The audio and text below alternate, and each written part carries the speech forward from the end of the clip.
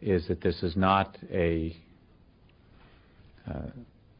clash against Islam or Arabs. This is about freedom, not culture. It's about working with Islamic governments who want to move forward into the modern world, working with Islamic governments who see their face as the face of peace, and working against the violence and the terror and the people that seek to hold back the world and would seek to disrupt peace and freedom for others. And so that is what it's about for us. The true faith of Islam, we believe, is a religion of peace, and we intend to work with them in that regard. The true faith of Islam, we believe, is a religion of peace. Islam has to be known as more than a religion. The idea that Islam is a spiritual religion like, for instance, Christianity, is completely incorrect. It would be incorrect to describe Islam as primarily, let alone solely, a religion. Since its early beginning in Muhammad's lifetime, it has also been a geopolitical project and a system of government, a political ideology, if you will. Islam from its beginnings was both a religion and a system of government. For example, the Islamic calendar doesn't base year one from the time that Muhammad was born or the time that Muhammad received his first revelation from God, which I think are both what Westerners might expect, but from the time that Muhammad became the leader of an army and the head of state in Medina. This is the beginning of the Islamic calendar because in the Islamic understanding, Islam is a political and social system as well as an individual faith. In Islam, the separation between temporal, secular, and religious power is not only impossible, it is heretical.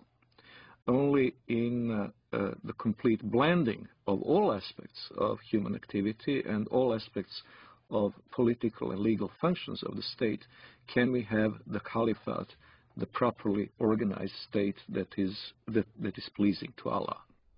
When Westerners think of religion, whether it's Islam, Christianity, Judaism, Hinduism, and all the isms in the world, Westerners think that it's a personal issue. A Buddhist will go to the temple and peacefully worship whatever he does, meditates, contemplates. A Jew goes to a synagogue and does his mitzvot, his good deeds. A Muslim goes to the mosque, pays zakat, alms, or go to the pilgrim al-Hajj in Mecca, or a Christian goes to church on Sunday. They think it's a personal issue, that religion is a personal issue. So when they look at Islam, they compare Islam with the way they understand religions, and that's the first mistake.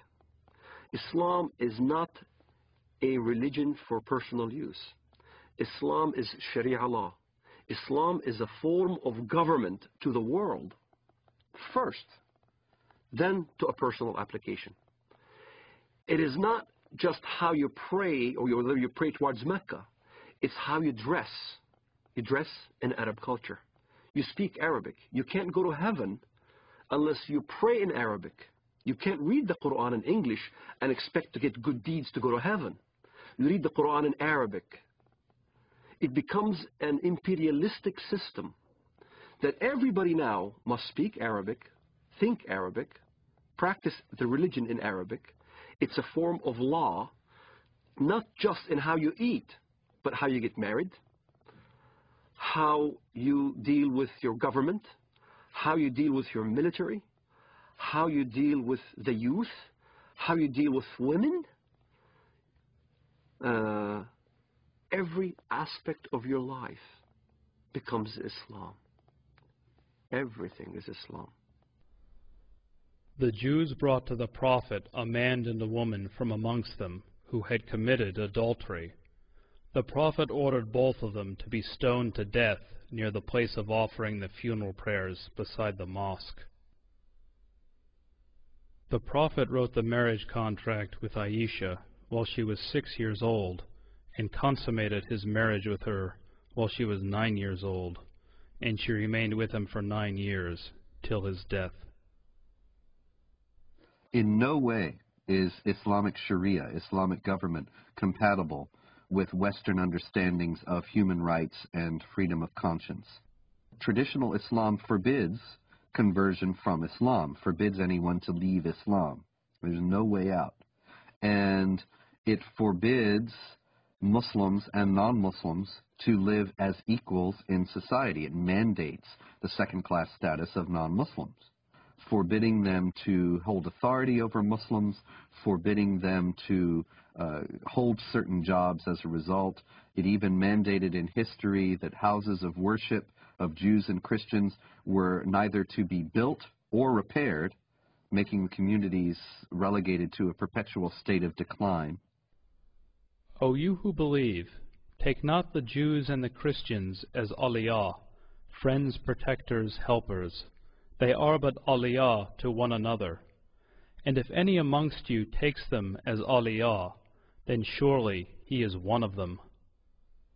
It is not possible for a non-Muslim living in a Muslim society to invoke his civil rights and human rights that would be independent or separate from the Sharia concept. He is expected to submit to Sharia willingly, and if he accepts his dhimmitude, the position of a dhimmi, he will be a protected person. A protected person is someone who is in fact a willing subordinate to the Muslim overlords.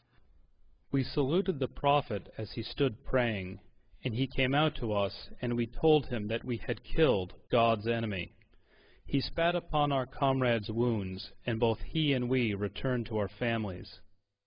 Our attack upon God's enemy cast terror among the Jews, and there was no Jew in Medina who did not fear for his life.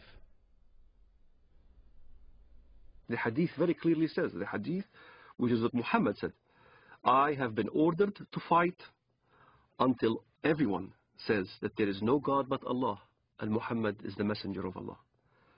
So this is how Islam spread to North Africa.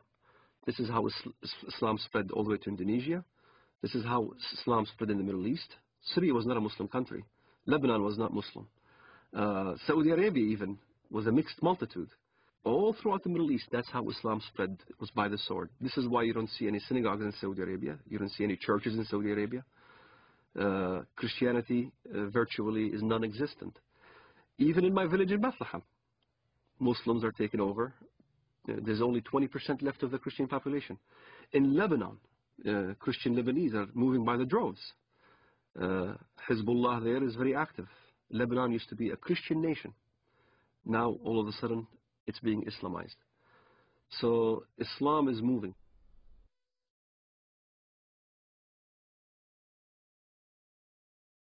There is no God but Allah. There is no God but Allah. Muhammad is his messenger. Muhammad is his messenger.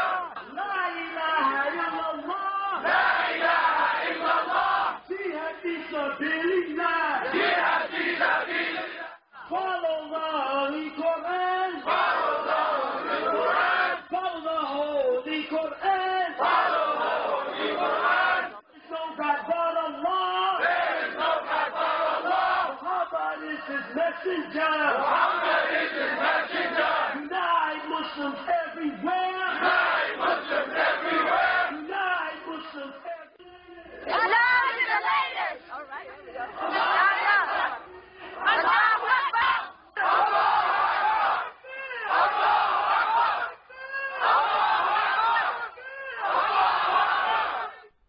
Muslims who come to the United States and come to Western Europe with an idea that Sharia is the law of Allah, they look upon our freedom of religion, and they look upon the fact that non-Muslims are in power in the United States and in Western Europe, making laws, and making laws not on the basis of the law of Allah, but on the basis of consensus and free elections.